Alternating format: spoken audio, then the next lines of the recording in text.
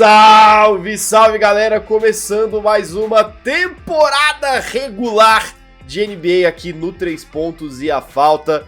Estamos de volta com as análises das partidas aí e hoje a gente vai fazer as análises das partidas inaugurais da temporada 23-24 da NBA. Vamos falar aí da vitória do Denver Nuggets sobre o Los Angeles Lakers. Tudo novo, tudo igual aí nessa disputa entre os dois principais contenders do Oeste. E vamos falar também sobre a vitória do Phoenix Suns sobre o Golden State Warriors, os outros contenders no Oeste e muito mais. Mas antes disso, Filipão, estamos de volta oficialmente à temporada regular da NBA. Eu nem acredito! Finalmente! Depois de 2 anos, Brunão, de pós-temporada, cara.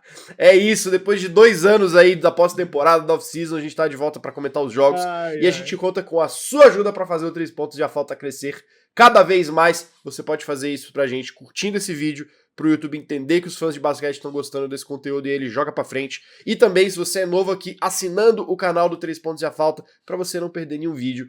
Nossa ideia é sempre trazer aqui as análises dos jogos da NBA, geralmente no dia seguinte, né, a gente tá aqui com os nossos vídeos para comentar tudo que tá acontecendo no universo da NBA nessa temporada regular aí, 23-24. É isso, Filipão, e vamos começar aí com a vitória do Denver Nuggets sobre o Los Angeles Lakers. Tudo novo e tudo igual, né, Filipão? O Nuggets foi lá na Ball Arena, recebeu o seu anel, subiu o banner e venceu o Lakers com um triplo-duplo do Nikola Jokic. Ele já fez o primeiro da temporada aí, 29 pontos, 11 assistências e 13 rebotes. Mas assim, se o placar foi igual aos placares que a gente estava acostumado a ver na temporada passada, e se a performance do Jokic estava como a gente estava acostumado a ver na temporada passada, o Lakers já foi um pouco diferente, né, Filipão?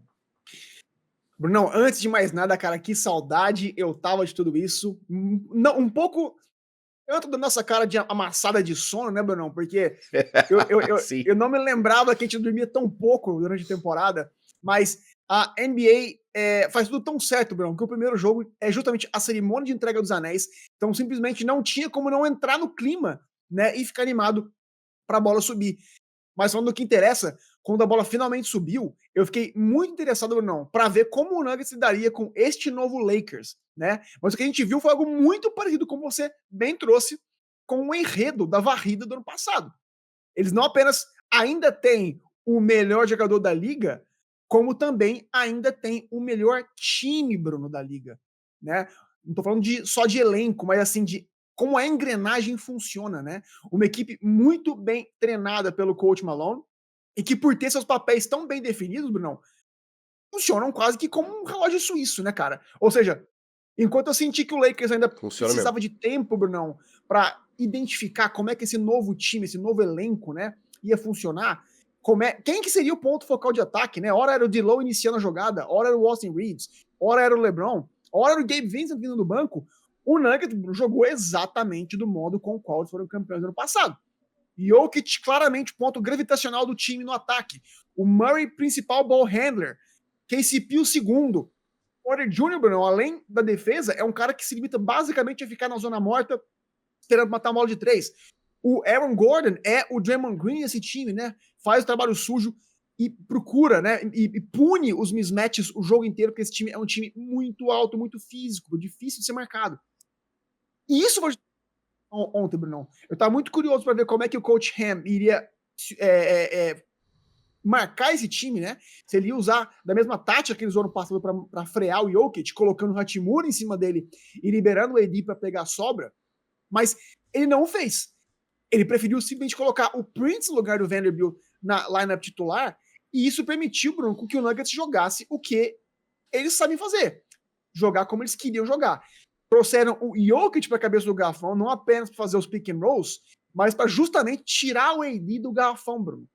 E se utilizaram muito bem das screens, muito bem feitas, por conta do tamanho deles, como eu mencionei, e eles sempre acabavam em mismatch, Bruno. E por isso eles chegaram a abrir 18 pontos de vantagem logo no primeiro tempo, cara. Sim. E por mais que o Lakers conseguisse se aproximar no segundo tempo, o Nuggets simplesmente era consistente demais e não concedia um turnover, Bruno. E só administraram a vitória, cara, né? Destaque, obviamente, como você mencionou, pro ridículo Nikola Jokic. Mais um triplo-duplo, 29 pontos, 13 rebotes, 11 assistências. 54% de quadra, Bruno. 3 de 5 bolas de 3. Bizarro. 3 rebotes ofensivos e o maior plus-minus do jogo, com mais 15, cara. Né? Mas também tem que dar destaque, Bruno, pro elenco de suporte do Nuggets. Na nossa prévia, se não me engano, sobre a conferência, né?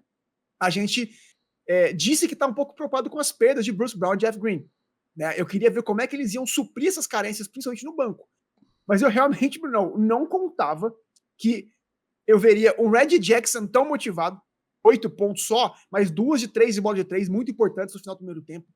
Foi positivo 11 pontos no plus-minus, Bruno. Foi o segundo maior do jogo.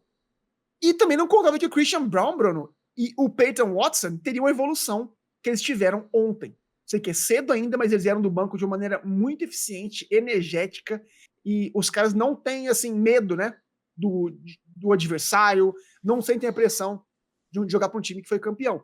Então, Bruno, esses caras foram os principais responsáveis pela segunda unidade do Nuggets, que para mim seria o ponto fraco deles, ter dominado a segunda unidade do Lakers, né? Tão bem quanto eles dominaram o quinteto titular, Bruno. Então, assim, eu fiquei muito espantado pelo lado do Nuggets.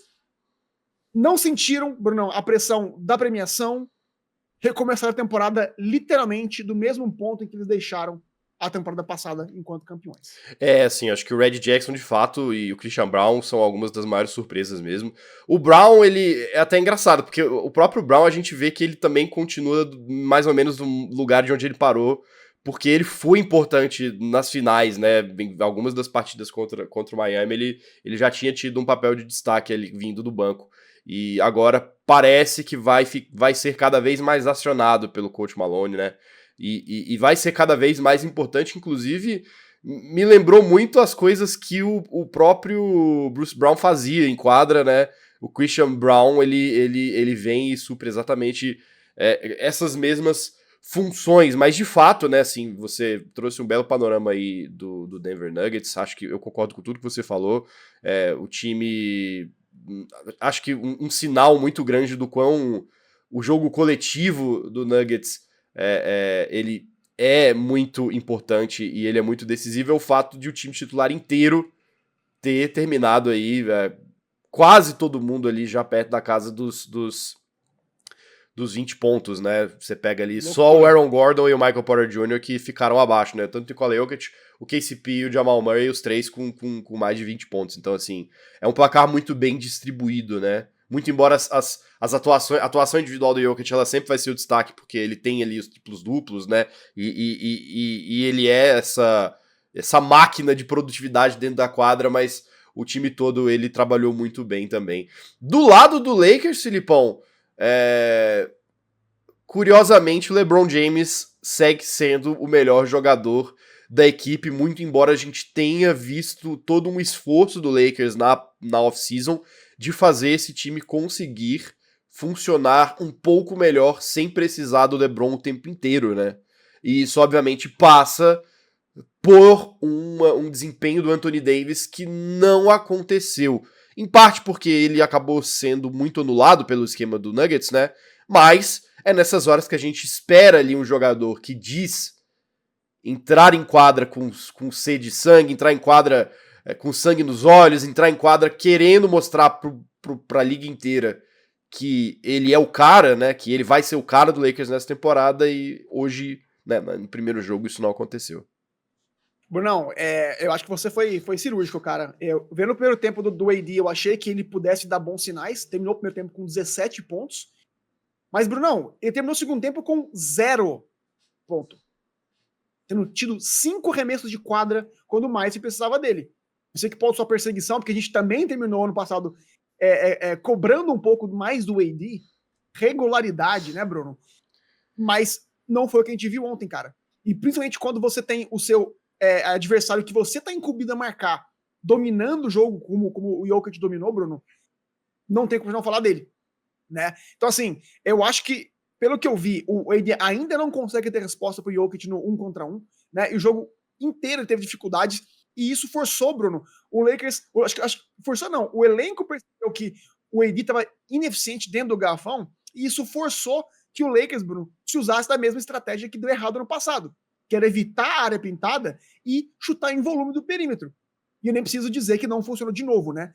D'Lo, Austin Reeves e Gabe Vincent, Bruno, simplesmente não tem estatura ou fisicalidade suficiente para bater a marcação rotativa e frenética do Nuggets no perímetro. E por isso fizeram só 34% de 3 contra 41% do Nuggets. E essa é a tônica do jogo. Não tenho o que dizer, né? Mas óbvio que é só o primeiro jogo de um time que praticamente foi remontado e justamente contra o atual campeão. Então não é um trabalho fácil, não é parâmetro para comparação dizer que o Lakers vai ter uma temporada como teve ano passado. Ainda não acho, né? Vale dizer isso muito claramente. O Lakers, para mim, Bruno, deu sim ótimos sinais da pré-temporada e por isso que eu tenho muita confiança ainda que eles, né, no médio prazo, vão se entender e vão ter uma temporada regular forte. Sim. Principais destaques para mim. Prince, Bruno, teve 18 pontos, 4 de 6 de bola de 3. Foi, assim, literalmente tudo que o Lakers precisava ano passado, né? E vai ser ainda mais importante quando o Vanderbilt voltar, que ele vai ter um companheiro, Bruno, para fazer sua dobradinha de marcação no perímetro, que é algo muito importante, que eles sentiram falta ontem, como eu mencionei, o Nuggets show 41% de 3 ontem. Com o Vanderbilt em quadra, eles poderiam fazer essa dobra, né? Mas, Bruno, como você falou, para mim, o maior destaque foi o LeBron James. Cara com quase 40 anos de idade nas costas, ter ainda o melhor jogador do time é algo surreal. 21 pontos, 8 rebotes, 5 assistências para ele, estou 62% de quadra, e o melhor, Bruno, por ter jogado só 29 minutos, que é algo que a gente tem que se acostumar essa temporada, que ele vai ter uma minutagem menor, eu senti ele mais intenso em quadra, Bruno. Quando em quadra ele era mais intenso, ele era mais focado. O LeBron, eu sentia que ele tinha alguns lapsos. Ele alternava, né, performances muito intensas e algumas em que ele dormia um pouco. Por conta da idade, por conta da demanda, porque ele é um cara com uma minutagem muito alta. Mas, Bruno, ele enquadra o Lakers foi positivo 7 pontos no plus-minus. Sem o LeBron, o Lakers foi negativo 14 pontos. Quando ele estava fora de quadra. Simples assim. Então, é o tamanho do impacto desse cara, mas como eu disse, Bruno, eu acho que tem muita coisa para melhorar ainda, vai mudar, mas fiquei contente com o que eu vi e acho que esse time, ao médio prazo, vai se encontrar. Só um asterisco pro D'Lo, Bruno. Ele tem uma pré-temporada muito boa em que ele subiu o nível defensivo, eu tinha expectativas para ele, principalmente nesse jogo, para ver como é que ele lidaria com o Jamal Murray, por exemplo, e ontem eu senti que ele se apequenou de novo. Ele sentiu a pressão. E ele não foi confiável de novo no clutch time. Eu acho que isso pode ser um problema. Gabe Vincent também não é um cara que para resolver esse problema de ball handling e de ajuda ofensiva, como a gente imaginou que seria, né? Então não sei se o Lakers vai ser mais agressivo na perseguição eventualmente do Harden, né? Ou procurar outra opção, mas cabe observação. Já existe uma expectativa muito alta se o D'Lo vai ser um dos principais nomes que o Lakers vai colocar no mercado de trocas ali na deadline, né? Eles não podiam ter feito isso agora porque ele tem no contrato dele um prazo mínimo, né? Que se eu não me engano é 15 de janeiro. Então, basicamente é um cara que, acho que desse time titular, quem mais tá brigando pela própria vaga é o D'Lo, né?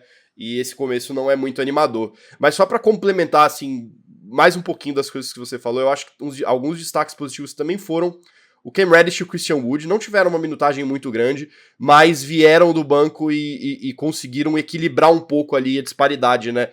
Quando veio essa disputa entre as segundas unidades de ambos os times ali no meio do jogo. Ambos com 4 rebotes, ambos com 7 pontos, né? Parece que não é muita coisa, mas quando você acumula isso tudo no placar, são desempenhos importantes, especialmente para um time que não tinha jogadores com que podia contar, né, de segunda unidade ao longo da temporada regular inteira. Então acho que foram sinais encorajadores aí de duas figuras que estão chegando agora nesse elenco do Lakers e vão ajudar o LeBron, o AD e o resto do pessoal ao longo das próximas partidas. É isso, vamos agora passar então aqui para o nosso segundo jogo aí da rodada inaugural da temporada regular. Vamos falar aqui de Golden State Warriors e Phoenix Suns, um jogo extremamente pegado do lado ofensivo, né, Filipão, de dois times que foi muito legal acompanhar, porque são dois times que têm um volume de ataque muito grande, mas de algumas maneiras um pouco diferentes, né. E a gente viu isso especialmente, assim, acho que o fiel da balança nesse jogo acabou sendo muito o problema de faltas que o Warriors se meteu. Em parte também por esse poder ofensivo do Suns, né? Chegou no último quarto, o Steph Curry entrou em problema de falta, o Kevin Looney entrou no problema de falta, e Kuminga também. O Kuminga e o Suns com o Devin Booker e o Kevin Durant, especialmente o Devin Booker, né? Veio aí com 32 pontos, fizeram a diferença, especialmente nesse finalzinho, e acabaram assegurando a vitória, né? Passaram boa parte do jogo, inclusive, um pouco atrás no placar, mas, né, especialmente terceiro quarto, o Warriors fez 40 pontos contra só 19 do Suns, mas no fim das contas, a dupla Booker e Durant mais uma vez garantiu a vitória pro Phoenix Suns, Filipão. Bruno, eu tava muito animado e ansioso para ver como é que esse novo time do Suns lidaria com duas coisas. A primeira era a falta de um armador clássico, né, já que eles se basearam o seu estilo de jogo nos últimos anos tendo o Chris Paul ao lado do Devin Booker, mas também queria ver se Nurkic e Eubanks seriam o suficiente para cobrir o DeAndre Ayton. E para minha surpresa, Bruno, apesar de não ter sido um jogo impecável do Phoenix Suns, eles foram muito bem nessas duas coisas, o que é ótimo sinal para a torcida da franquia do Arizona. Nesse primeiro ponto, Bruno, o ponto do playmaker, né? Sim. Todo o crédito do mundo a um dos jogadores mais subestimados da liga, para não dizer o maior hoje, o senhor Devin Booker. O que ele tem jogado, Bruno, desde os playoffs do ano passado, é coisa de outro mundo, e eu acho que a gente pode estar vendo, sim, um outro salto dele esse ano. Ano passado, Bruno, ele pecava com pouca eficiência nos arremessos de quadra, mas o arremesso de quadra efetivo dele nos playoffs, Bruno, teve um salto e foi para 60%. Chegou a ser 75% agora na pré-temporada, e ontem ele fez 13 de 23 em pull-up jumpers, Bruno. O que é incrível jogando contra a dinastia Golden State Warriors, né? Ele também, Bruno, já tinha se tornado um excelente defensor, pelo menos na minha humilde opinião. Sei que tem gente que não concorda, mas eu acho que ele se transformou sim nesse cara. E ontem a gente viu, Bruno, um Devin Booker facilitador, cara. Ele deu assistência para os últimos 8 pontos do Suns no clutch time, e eles venceram o jogo muito por conta desse altruísmo do Devin Booker, que se espelha muito no jogo do Kobe Bryant, mas ontem ele foi o contrário, né? Sim. Ele foi assim, acho que foi tão Mamba mentality, né, Bruno, que ele não quis fechar o jogo sozinho, ele engajou seus companheiros, fez a jogada certa pro time, e isso mostra a evolução mental também desse ele cara. foi o Kobe da temporada 2000, que passava mais pro Shaq do que marcava, né? É incrível, cara. A inteligência, né, o QI dele de basquete, né, e não ter essa eu concordo com você, assim, eu acho que essa vontade de protagonismo, né? Sim, sim. Foi o que eu senti dele. Eu iria até um pouco além, assim, das duas partidas de ontem, eu acho que eu não vi nenhum jogador com mais vontade dentro de quadra do que o Devin Booker. O cara tava assim, parecia que era jogo de playoff pra ele, era bizarro. E você percebia, assim, teve uma jogada que foi, pra mim, foi muito simbólica disso, foi no finalzinho do jogo, que ele tá ali no perímetro, ele passa a bola pra um companheiro, eu não lembro se foi o Eubanks ou se foi algum outro jogador da rotação. Esse jogador arremessa, erra, o próprio Devin Booker pega o rebote, dá uma volta na quadra pra sair da marcação e faz uma bandeja. Assim, eu lembro desse lance também, Bruno. Acho que foi no primeiro tempo, se não me engano. Né? O cara tava muito focado. O que ele correu foi incrível, né, cara? E as últimas postes de bola também mostram essa entrega dele. Na primeira jogada, eu mencionei que ele assistiu 8 pontos, né? Os últimos 8 pontos do Suns.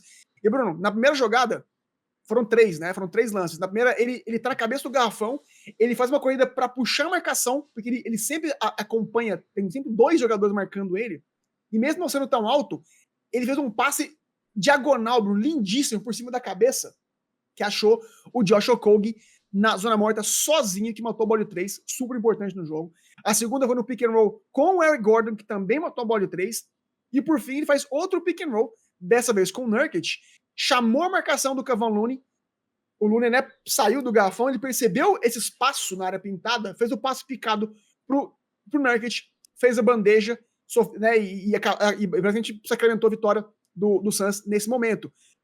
Bruno, nível MVP a gente tá falando, cara. Sim. Né? Se ele tiver uma ascensão dessa e continuar impactando o jogo dessa maneira, ele pode, inclusive, passar o Kevin Durant, Bruno, e se transformar no melhor jogador dos Phoenix Suns. Sim. Não porque o KD tá velho, tá decaindo, né? Mas porque ele evoluiu mesmo desse jeito. Então, se isso acontece, Bruno, se o Suns passa de ter um jogador top 5 como Kevin Durant, um jogador top 15, vai como Devin Booker, e passa a ter 2 top 5 no mesmo time, o teto do Suns automaticamente muda, Bruno. Sim, né? Muda muito. Eu fui até abrir aqui a votação de MVP de 2023 e eu tô abismado que o Devin Booker não tá nem no top 10 aqui, cara. Tipo, eu acho que ele tinha um caso forte pra ser MVP das finais, caso o Suns ganhasse, né, obviamente, porque o que ele jogou nos playoffs foi um absurdo, né? Mas esse ano a gente pode estar vendo uma coisa muito especial, sim, Bruno, porque ele vai ter esse espaço e vai ter possibilidade de mostrar outras vertentes do jogo, como a gente já viu nesse primeiro jogo, principalmente quando o Bradley Beal voltar, né? Quando ele finalmente estrear, a gente vai conseguir ver como é que o Devin Booker vai orquestrar essa ofensiva toda. O segundo ponto que eu mencionei, Bruno, foi o elenco de suporte, né? Quem iria fazer o trabalho sujo para esses caras, justamente. E apesar de uma performance não tão sólida defensivamente do Nurkic, eu achei que ele foi excelente reboteiro. Terminou o jogo com 14, Bruno. E eu também gostei muito de ver o Wilbanks vindo do banco. Foi muito bem achei mesmo. que esses dois vão sim dar conta do trabalho dentro do garrafão, né? Porque eles também são móveis e ágeis o suficiente, Bruno, para fazer as screens com Booker, Durant e Beal na ponta do garrafão. São, assim, aspectos que o Ayton não era tão bom, né? E que agora o Suns finalmente tem peças para se utilizar e mudar o seu jogo. Outro cara para envelopar finalmente, Bruno, o Kogi. Eu achei que ele foi crucial. Eu achei que ele fosse ser exclusivamente um cara limitado ao trabalho sujo, né? Para prover esse quinteto titular, mas ele agregou muito para esse time e me chama muita atenção, Bruno. Ele não apenas teve incumbência de correr atrás do Curry a noite inteira na cabeça do garrafão, foi incrível, mas também matou essa bola de 3 do Devin Booker, como eu mencionei, né? E terminou, Bruno, com 17 pontos, 5 rebotes, sendo 4 ofensivos. Um dos motivos pelos quais o Suns ganhou do Warriors foi que eles tiveram muitos pontos de segunda unidade. E aí ele foi esse cara que gerou essa quantidade absurda para os seus companheiros. Ou seja, performance muito encorajadora, Bruno. E qualquer time que quer ser campeão tem um cara como esse. E o Suns tem essa figura a lá Bruce Brown, que foi pro Nuggets ano passado, no Josh Okogie. Vitória expressiva, Bruno? Não diria que foi. Não, definitivamente não. Né, tava sem o Draymond, o Steph, o Clay e o Wiggins não tiveram uma noite boa, né? Mas ainda assim, Bruno, apesar disso tudo, não foi um passeio. Eles foram, sofreram, né? Principalmente no terceiro quarto, como você mencionou, e o jogo foi apertado. Mas a outro lado da moeda o KD, Bruno, só chutou 7 de 22 de quadra. E eles cometeram 19 turnovers e ainda assim conseguiram vencer fora de casa no Chase Center contra uma dinastia. Então acho que foi um começo, sim, Bruno, muito promissor para a torcida do Golden State, não, do Phoenix Suns. Do Phoenix Suns. Mas já que você mencionou a torcida do Golden State, queria falar muito rapidinho aqui sobre o Warriors, né, que tá chegando para essa temporada também com algumas novidades interessantes no elenco, né? Você até falou, na ausência do Klay Thompson e do Draymond Green, o Chris Paul foi titular, né? Só que, obviamente, também fez um trabalho ali de liderar uma segunda unidade ali no meio da partida, né? Os Warriors acabou também mostrando um pouco do que deve ser o que a gente vai ver ao longo dessa temporada, né? O Chris Paul ali no segundo e no terceiro quarto, jogando ao lado do Kuminga, jogando ao lado do Dario Saric. E assim, acho que é uma das melhores notícias possíveis pro Warriors, porque o que a gente sabe que o Chris Paul eleva o jogo dos caras grandes, né? Ele é um armador clássico que bota a bola na mão desses caras e o resultado é que esses caras pontuam cada vez mais e, cara, acho que eu vejo uma ligação direta entre a chegada do Chris Paul e esse aumento de importância que o Kuminga tá tendo em quadra. E nesse jogo não foi diferente, né? 12 pontos, 6 rebotes, o cara cada vez mais tá aparecendo como uma opção ofensiva importante nessa lineup do Warriors aí. Eu acho que foi um sinal bastante positivo. Não sei se você tem alguma outra coisa que você queira falar a respeito do Warriors, mas eu achei que foi legal. Não, com certeza. Também acho que é muito promissor. Também acho que é muito pouco tempo pra gente tomar alguma atitude precipitada ou conclusão precipitada, porque, como eu falei, o Draymond Green é a principal engrenagem desse time, Bruno. Ele é o ponto gravitacional desse time nos dois lados da quadra.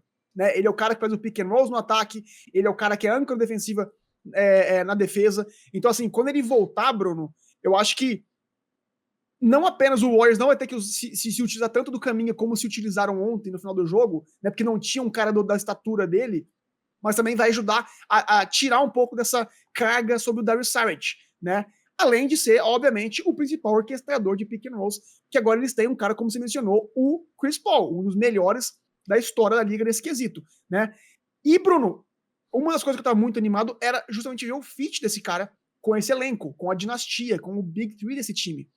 E, cara, Bruno, na pré-temporada já, ele gerou 2 pontos por posse de bola por pick and roll, o que mostra uma conexão absurda e instantânea com esses caras.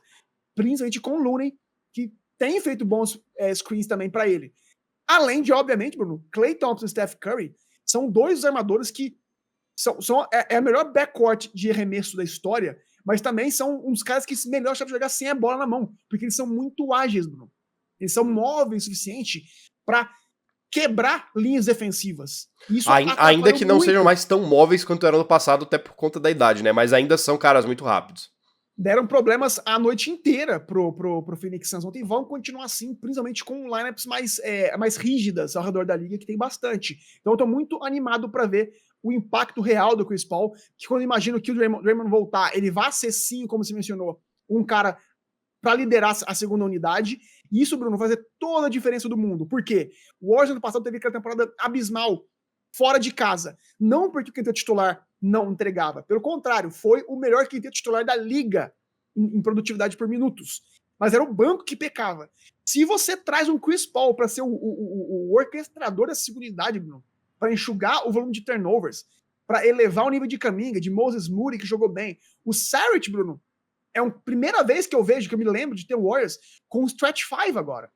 Ele é esse cara que pode ficar no perímetro, tirar o defensor grandalhão do adversário da área pintada, matar a bola de 3. Então é um time muito mais versátil e eu tô muito animado para ver esses caras ao redor da liga e ao longo da temporada. É isso! Tá aí, fechamos nosso primeiro vídeo da temporada regular 2023-24 aqui da NBA e obviamente vai ter muito mais aí ao longo dos próximos dias, porque a temporada amanhã tá só começando. Mais. Hoje vai entrar em quadro os times do leste, vai ter Celtics, vai ter Cavs, vai ter Grizzlies, Pelicans, o Wembanyama estreando contra o Dallas Mavericks. Vai ser muito legal e a gente vai estar aqui para acompanhar. E a gente já convida você a deixar o seu like e curtir aqui o vídeo. Também assinar o canal para não perder nada do 3 pontos e a falta nessa temporada que tá vindo. Filipão, grande abraço, bem-vindo de volta, tamo junto demais e até o próximo vídeo. Obrigado a você que assistiu a gente até aqui. Tchau!